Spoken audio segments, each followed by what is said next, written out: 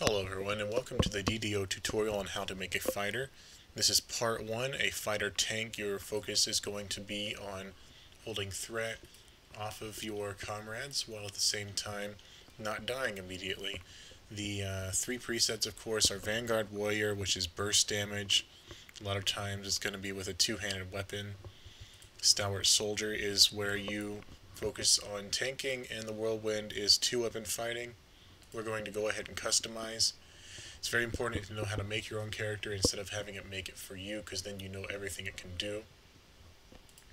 The race, you have 4 choices if you haven't bought one of the extra races, that of the human, elf, halfling, and dwarf. If you are an elf, I wouldn't recommend being a tank because you are going to lose constitution. That dexterity is nice for your armor class, but the constitution loss is not very good. If you're a halfling, you gain the dexterity as well, but you also lose strength, and strength is important for your damage.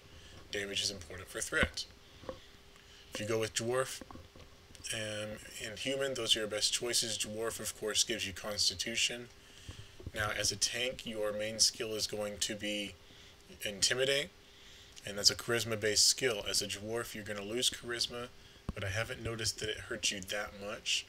As a human, you're going to gain skill points and feats that you wouldn't have otherwise. That feat is really nice, but not that important if you're already going to be a fighter and a tank.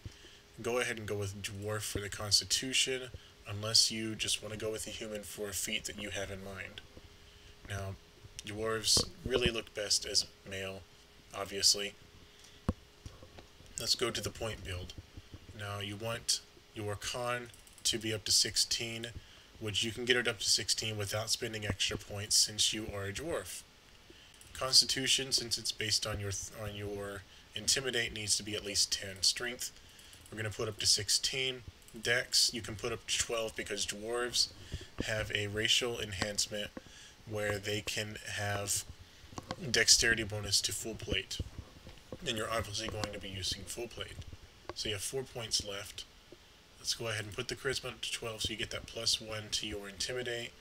After that, it's really up to you, but I would say go with the con so that later on you can increase that up to 18. The skills you need, you're going to need at least 2 on intimidate and at least 2 on jump, because wearing full plate jump is going to be very difficult. After that, you have 2 feats. You want toughness, obviously, for the hit points.